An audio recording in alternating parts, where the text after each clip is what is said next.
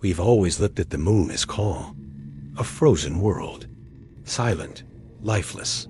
But beneath its dusty surface, something unexpected is happening, because the moon shakes. And sometimes it shakes hard. They're called moonquakes, and they've been puzzling scientists for over 50 years.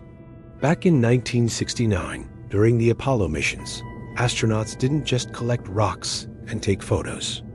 They installed seismometers on the lunar surface, devices meant to measure vibrations inside the moon. And then they left. But the instruments kept listening.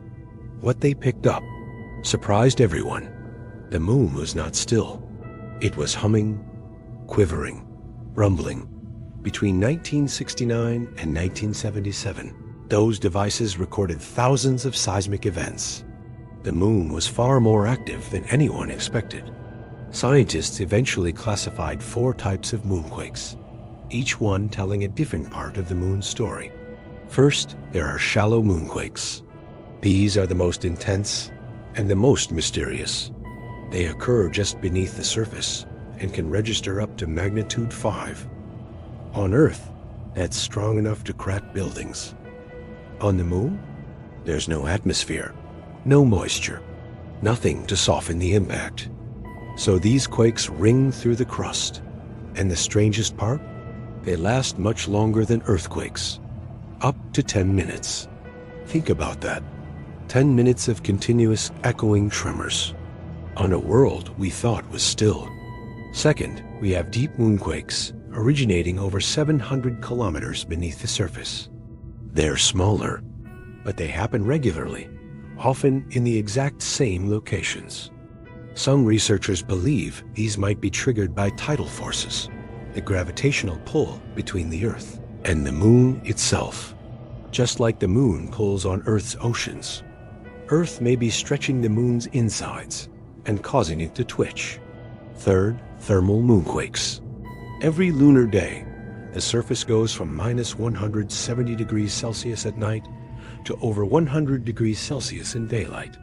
This extreme temperature change causes the surface to expand and contract rapidly, enough to cause cracking and surface-level rumbling. Imagine stone slabs flexing and shifting in the silence of space. And finally, meteoroid impacts. Without an atmosphere to burn them up, space rocks hit the moon constantly, creating instant, powerful shock waves that ripple through the ground. Each one leaves behind scars, and each one adds to the noise. But let's go back to the most concerning type: shallow moonquakes. What causes these powerful jolts, sometimes without warning? The moon has no tectonic plates like Earth, no magma flows, no thunderstorms. So what's shaking it? The leading theory is that the moon is shrinking. When the moon first formed, likely from a massive collision between Earth and another object, it was molten. But over billions of years, it cooled. And as it cooled, it contracted.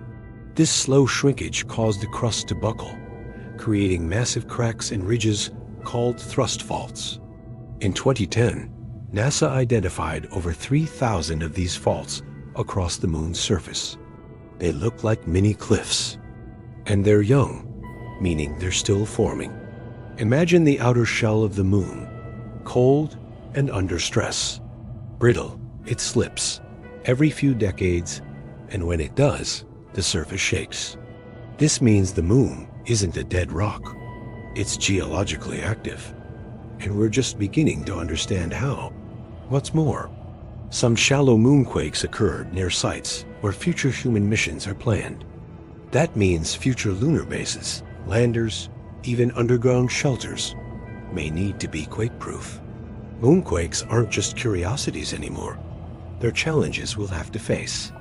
So next time you look up at the moon, at cold, distant light in the sky, remember this: it's not silent, it's not still. It creaks. In tremors.